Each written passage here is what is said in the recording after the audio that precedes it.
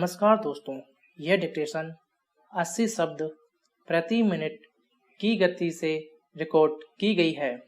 Dictation शुरू होने में शेष हैं 5 सेकंड। स्टार्ट। नेपाल में पिछले 3 सालों से सरकार कमोबेश सामान्य गति से काम कर रही थी, तो यही अपने आप में एक उपलब्धि थी।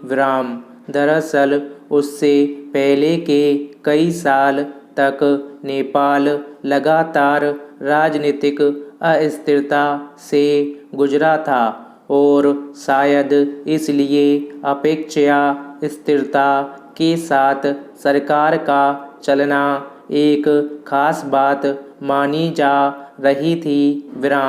लेकिन रविवार को नेपाल में जो हुआ उससे एक बार फिर राजनीतिक उथल-पुथल का नया दौर शुरू हो गया है। गौरतलब है कि नेपाल में प्रधानमंत्री केपी शर्मा ओली ने मंत्रिमंडल की आपात बैठक में संसद को भंग करने का फैसला लिया और इसे राष्ट्रपति विद्यादेवी भंडारी को भेज दिया।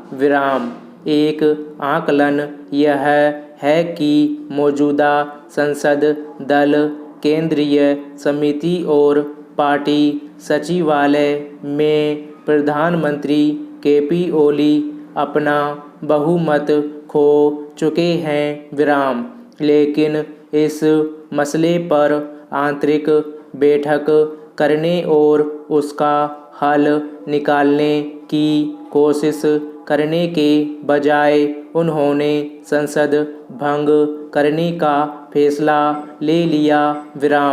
हैरानी की बात यह है कि जिस फैसले से नेपाल में फिलहाल राजनीतिक तौर पर व्यापक उथल-पुथल मच सकती है, उस पर राष्ट्रपति ने मंजूरी देने में देर नहीं लगाई। उन्होंने ओली सरकार की सिफारिश के मुताबिक देश की संसद यानी प्रतिनिधि सभा को भंग करने के बाद आनन-फानन में मध्यावधि चुनावों की घोषणा कर दी। दिलचस्प यह है कि इस बार यह संकट वहाँ के विपक्षी दलों या आम जनता की ओर से किसी विरोध आंदोलन का नतीजा नहीं है, बल्कि खुद सत्ताधारी खेमे के भीतर ही महत्वाकांक्षाओं की होड़ और आपसी खींचतान की वजह से यह स्थिति पैदा हुई। इसे खुद नेपाल के प्रधानमंत्री केपी ओली ने सार्वजनिक रूप से जाहिर किया कि कुछ नेताओं की अवांछित गतिविधियों के कारण ऐसे हालात पैदा हुए। हालांकि बीते कुछ समय से सत्ताधारी दल के भीतर मौजूद दोनों खेमों के बीच परोक्ष रूप से खींचतान चल रही थी और इसे अंदरूनी तौर पर सत्ता संघर्ष के रूप में देखा जा रहा था। पार्टी के शीर्ष नेताओं की ओर से ओली पर एक तरफा नीतिगत फैसले लेने के आरोप लगाए जा रहे थे। लेकिन सवाल है कि क्या इसका आखिरी हल संसद को भंग करना ही था। मंत्रिमंडल की जिस बैठक के बाद ओली ने संसद भंग करने की सिफारिश की, उस पर विरोध जताते हुए 7 मंत्रियों ने इस्तीफा दे दिया।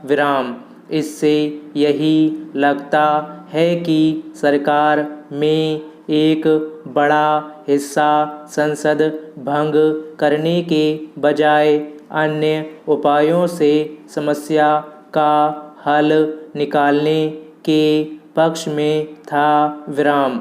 लेकिन खुद प्रधानमंत्री की सिफारिश और उस पर राष्ट्रपति की मंजूरी के बाद नेपाल को अब नई राजनीतिक परिस्थितियों का सामना करना पड़ सकता है। विराम। पैरा। हालांकि राष्ट्रपति की मंजूरी के बाद इस फैसले पर विवाद खड़ा हो गया है और बड़े पैमाने पर इसके विरोध में प्रदर्शन भी हुए हैं। विराम। वहाँ संविधान के जानकारों का मानना है कि नेपाल में नए संविधान में सदन भंग करने को लेकर कोई स्पष्ट प्रावधान नहीं है। विराम। इसलिए प्रधानमंत्री के कदम को असंवैधानिक बताकर इसे अदालत में चुनौती भी दी जा सकती है। स्टॉप।